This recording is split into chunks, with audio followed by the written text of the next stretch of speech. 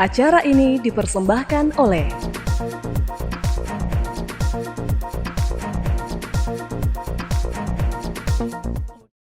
Halo pemirsa Unhas TV, senang sekali saya Fasya Rahman dapat kembali menjumpai Anda dalam Unhas Daily.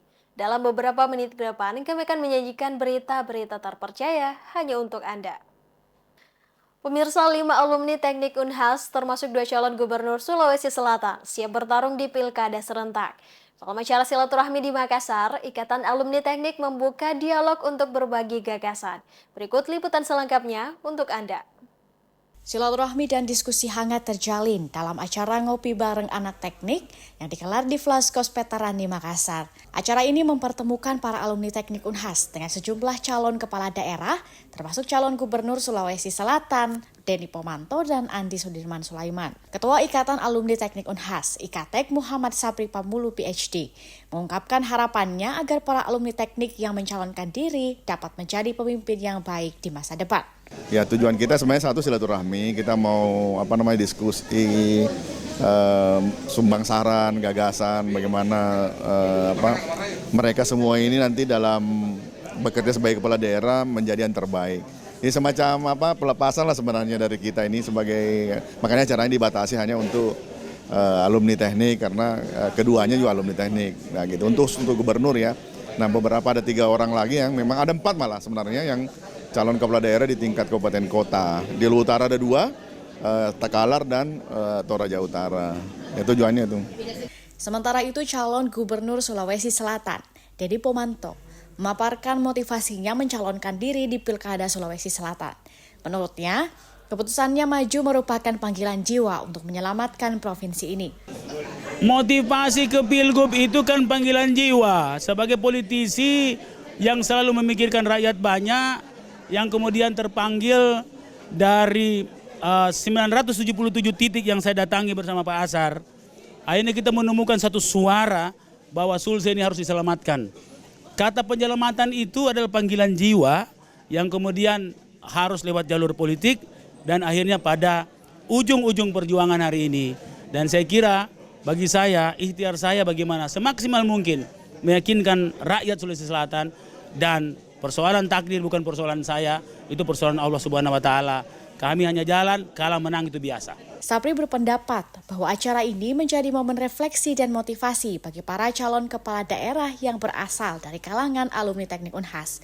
Mereka diharapkan dapat membawa perubahan positif di wilayah masing-masing jika terpilih. Rizka Fraja, Rahmatia, Unhas TV. Pemirsa, dalam pagelaran karya seni tari atau Pakarena ke-16 yang diadakan Unit Kegiatan Mahasiswa Seni Tari Universitas Hasanuddin, tari sere Pangadereng tampil memukau dan raih apresiasi dari para penonton. Sebanyak 10 penari bersama dengan seorang bisu asal Bone, Sulawesi Selatan sukses membawakan tari sere Pangadereng dalam pergelaran karya seni tari atau Pakarena ke-16 UKM Seni Tari Universitas Hasanuddin Sabtu 23 November 2024 malam. Tarian ini menjadi salah satu dari 11 tarian yang ditampilkan dan berhasil mencuri perhatian penonton. Bahkan para penonton memberikan tepuk tangan meriah usai penampilan tari sere Pangadereng. Dikatakan bisu Pasere Yuyun dari Kabupaten Bone, tari sere Pangadereng bersumber dari tari bisu Mangiri yang dilakoni sekelompok bisu yang sudah turun-temurun, kemudian digarap ulang dan dimodifikasi dalam tari sere Pangadereng. Menurutnya, tarian yang mengisahkan kehidupan para bisu yang kebal senjata dan memiliki peran sentral dalam ritual di kerajaan Bugis masa lalu ini menyimpan sejumlah makna dalam setiap gerakan hingga alat peraga yang digunakan. Misalnya pada properti baku panampa yang berbentuk bulat menandakan bahwa bumi itu bulat. Beberapa hiasan yang tergantung dalam baku itu memaknai adanya beberapa elemen makhluk hidup dalam bumi, yakni ada manusia, tumbuhan, dan hewan. Baku panampa biasa digunakan para bisu dalam upacara adat. Ini bersumber dari gerak dari Sere Bisu Magiri yang biasa dibawakan oleh para bisu. Kemudian dari Kak Asmar selaku koreografer tari Sere Pangadereng ini menggarap ulang kembali untuk dikreasikan dari gerakan Sere Bisu itu. Di mana Sere Pangadereng ini mengandung beberapa makna-makna yang ada di dalamnya, gerakan simbolik seperti Mas Sampeang, ada juga gerakan Sere Mangko dan juga ada gerakan Sere Bibi di dalamnya. Dan juga menggunakan properti seperti baku panampa, di mana baku panampa ini merupakan salah satu properti bisu yang biasa digunakan dalam ritual adat. Dan di sini baku panampa ini ada makna yang terkandung di dalamnya seperti bakulnya itu berbentuk bumi yang menandakan berbentuk bulat, menandakan bahwa bumi ini bulat. Dan ada beberapa yang tergantung di baku itu yang menambahkan bahwa bumi ini terdapat beberapa makhluk hidup. Karena ada melambangkan manusia, ada tumbuhan, ada hewan yang ada di dalam baku panampa. Selain tari Sere Pangadereng, beberapa tari lainnya ditampilkan dan memeriahkan Pakarena ke-16 adalah tari rebana, tari multi etnis, tari eksotika Makassar, hingga tarian luar Sulawesi seperti tari saman dan tari piring. Zulkarnaen, Zahra Sabita Suceng, Unhas TV. Pemirsa, tahukah kamu dalam segelas es teh terdapat kandungan asam oksalat? Asam oksalat ini jika berlebihan dapat beresiko bagi kesehatan. Bagaimana menghindarinya? Simak informasi berikut. Asam oksalat merupakan senyawa alami yang ditemukan dalam berbagai makanan dan minuman, termasuk teh. Senyawa ini dapat berikatan dengan kalsium dalam tubuh, membentuk kristal yang dapat menumpuk dan membentuk batu ginjal. Biasanya tubuh bisa mengelola asam oksalat dalam jumlah kecil, namun jika konsumsi berlebihan, risiko gangguan kesehatan akan meningkat.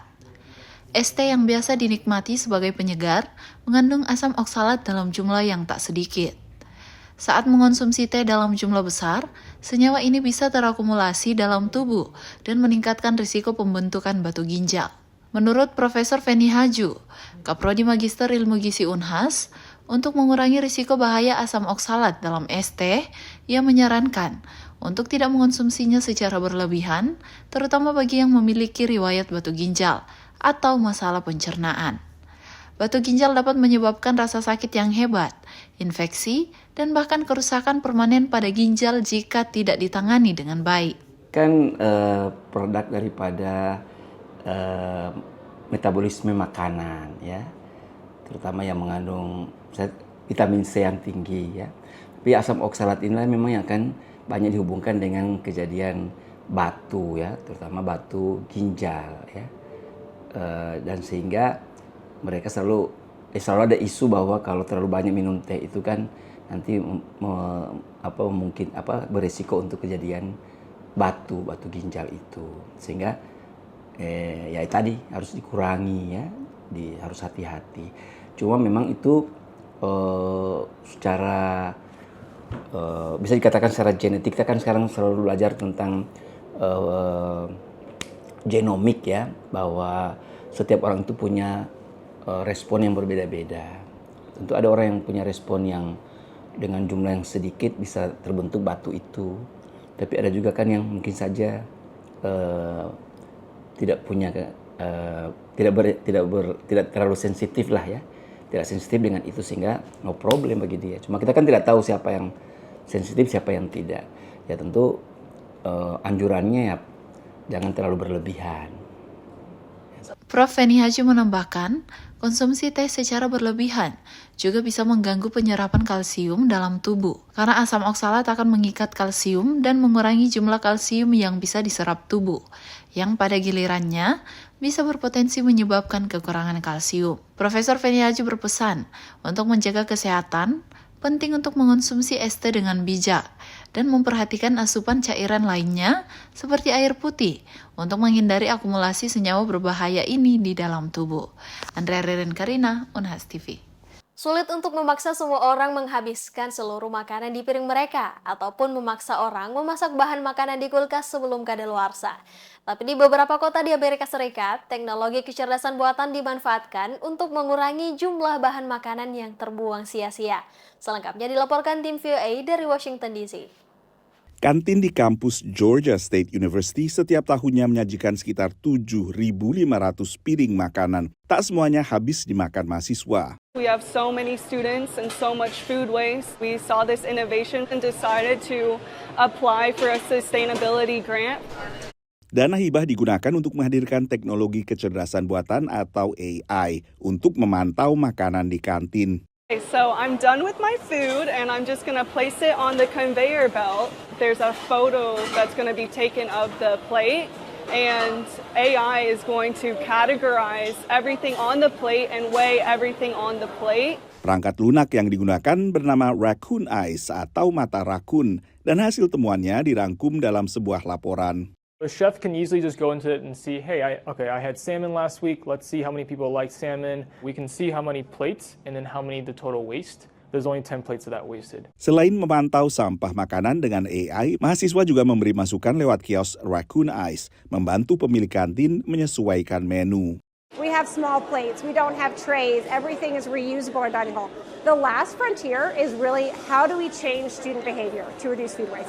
There's these easy to implement things like serve smaller chicken, do burger sliders that we wouldn't have really thought about. Sampah makanan berkurang 23% sejak program AI ini diluncurkan. Banyaknya sampah makanan alias makanan yang akhirnya terbuang percuma menjadi masalah serius di banyak negara, tak terkecuali Amerika Serikat.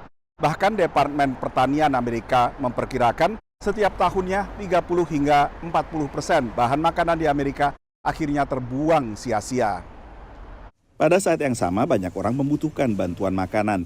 Disinilah peneliti di Purdue University bekerja sama dengan organisasi penyalur bantuan pangan. This specific collaboration was with a non-profit in the food space, the Indie Hunger Network, and they're running a program called Food Drop. This program is matching truck drivers with rejected truckloads of food that are perfectly edible. So we're matching them with food banks that need the food. Peneliti juga menggunakan teknologi AI untuk mengurangi beban operator manusia dan juga membatasi kesalahan komunikasi. We wanted to completely automate this process. So now this process is done algorithmically. Truck drivers fill out a form online that we designed. Then our system finds an appropriate food bank to match the driver to, coordinates with automated text messages between the two, and the driver goes and delivers the food. Makanan yang hampir terbuang sebenarnya masih sangat layak makan. Hanya saja mungkin ditolak pemesan awal dengan berbagai alasan. Dari Washington DC, Nova Purwadi dan tim VOA. Pemirsa, berita tadi sekaligus menutup perjumpaan kita hari ini. Jangan lupa untuk terus saksikan Unhas Daily hanya di Unhas TV. Saya Fasya Rahman mewakili kru yang bertugas, pamit undur diri dan sampai jumpa.